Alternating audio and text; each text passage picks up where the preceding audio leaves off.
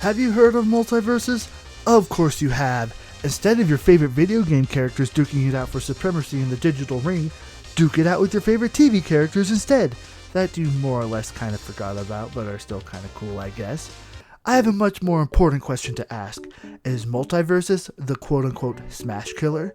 So for people who aren't in the know, I have to answer the question, what does Smash Killer mean?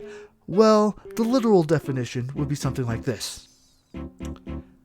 In actuality though, Smash Killer would be summed up like this. Is Multiversus the platform fighting genre to overtake Smash Bros. As the competitive platform fighting game? In my honest, humble opinion, did a lot of things extremely well. Seems like the developers learned from a certain game that came out fairly recently. Let's break it down. How is it possible, and what did it do? First, star power. Multiversus has a cast the whole world loves and adores. It's got Superman, Batman, Finn and Jake from Adventure Time, Steven and Garnet from Steven Universe, LeBron James.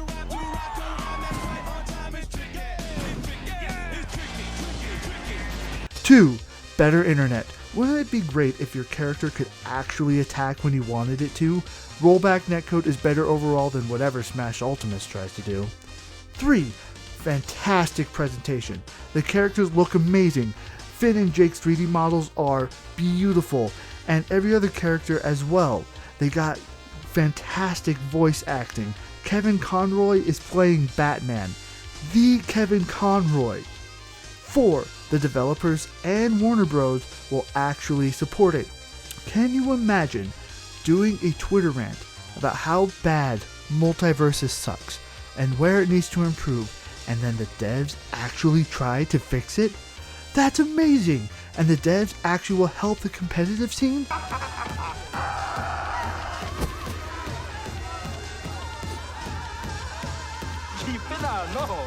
5. It has crossplay. Everyone, as long as you have PC, Xbox, or PlayStation, can play together. This is huge. This means the player base will be enormous. You can play with your friends everywhere, no matter the system.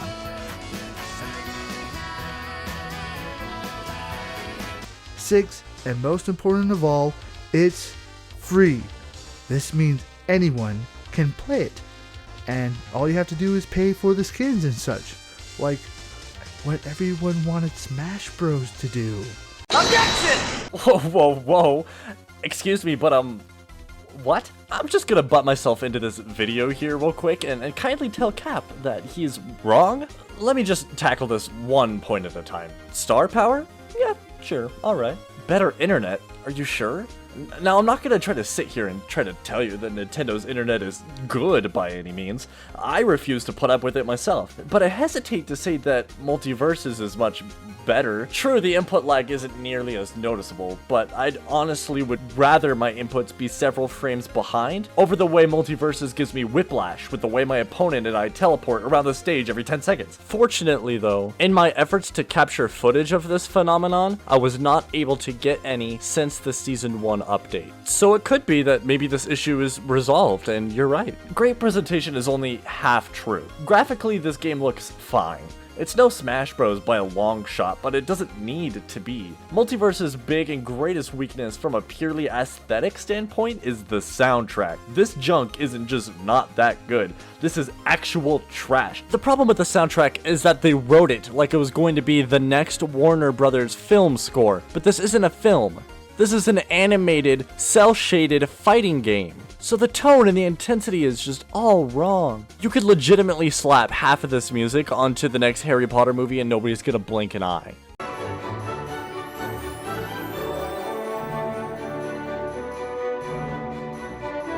Crossplay is kind of cool. But let's take a step back here and better analyze what a Smash replacement looks like, or in this case, what it does not look like. Allow me to pose a question. Why didn't Brawl's competitive scene kill the Melee scene? If we go by Cap's requirements, it should have. It looks better, it has more characters, it has online, it was bad, but it did have it technically, and way more people owned a Wii than a GameCube, so it had a way higher pool of people, yet on Melee lives, and still lives. So why?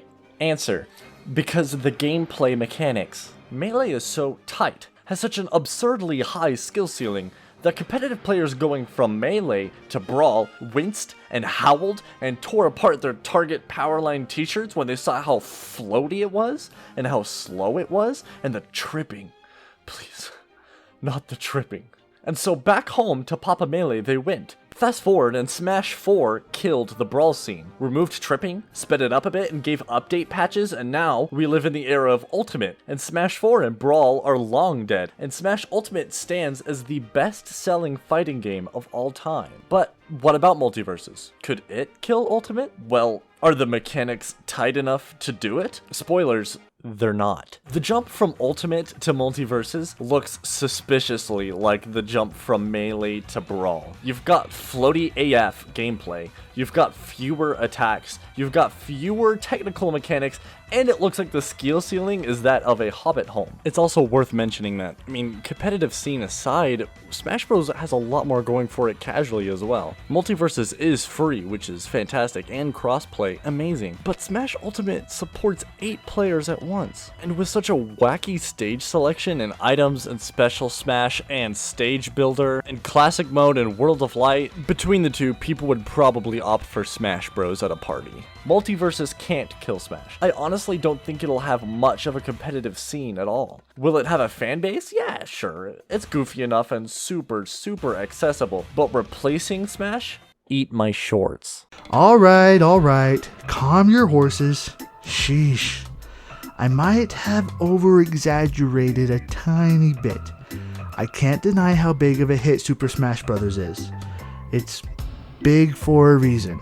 It's more polished, has a bigger and better roster, and put rather frankly, is a better casual experience with more casual content to enjoy. However, Multiversus at least has the recipe and the ingredients. Where Nintendo tends to shoot themselves in the foot with how they handle their Smash Bros. Fanbase, Multiversus has made a great first impression with its roster and design. The developers actually listen and adjust the game accordingly, and while it's a free-to-play with microtransactions, the base game is still free, and it's hard to argue against free. So to end and sum up, is Multiversus actually the Smash killer? Probably not.